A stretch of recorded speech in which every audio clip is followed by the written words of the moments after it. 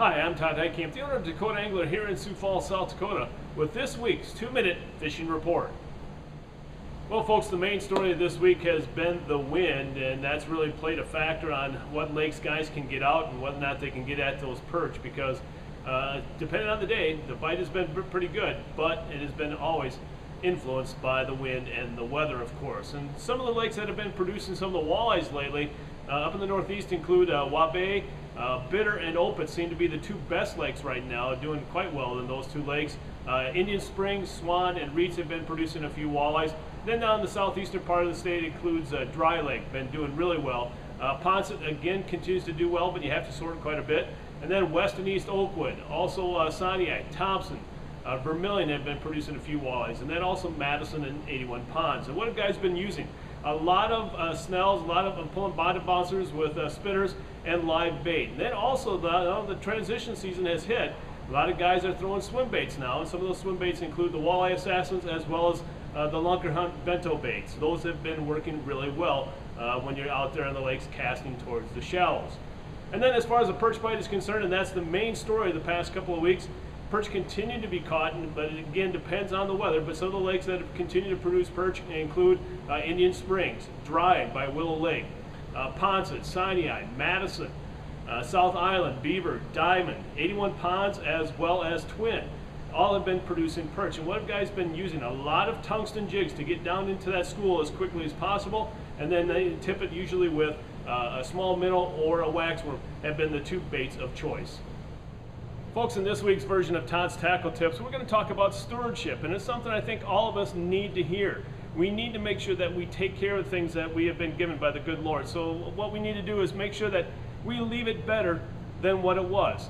All too often, whether or not we hear about stories in the summertime or wintertime, we hear those stories of garbage being left around the area, the lakes or the parks, you name it. So what we need to do is make sure that we pick that up. All of us, when you come here to the store, you'll get your minnows bagged up. Well, use that bag for something productive, to pick up that garbage, or to use that as a garbage bag on your boat or in your ice shack, but then take it with you, and so that you do leave it better than what it was when you arrived. So again, my challenge to all of you, including myself and all of us here at Dakota Angler, is to leave it better than what it was, so that our children have something to look forward to and also have that good habit to start out when it's young. So again, hopefully all of you will accept that challenge as we look forward to the next week, next month, as well as the next year. Now it's time to take a look at a few photos that you sent in to me this past week.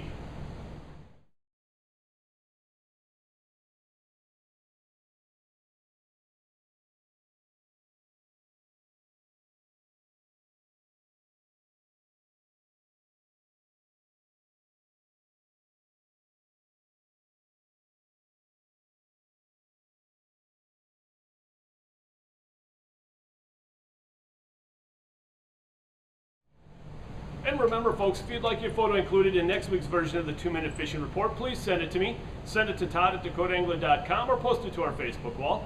And if I use your photo, your name will be entered into a monthly drawing for a $25 gift certificate. And before we end this report, I have a few things to make sure you're aware of. Is the continuation, first off, of our ongoing sale of open water equipment, especially trolling motors. Folks, if you're looking for a Minn Kota Altera or a Minn Kota Tarova with the I-Link, give us a call. We are selling them at dealer cost. You will not find a better deal anywhere around. So if you're interested, give us a call at 605-336-9132. Or, of course, stop by the store and pick it up, and we'll have it for you.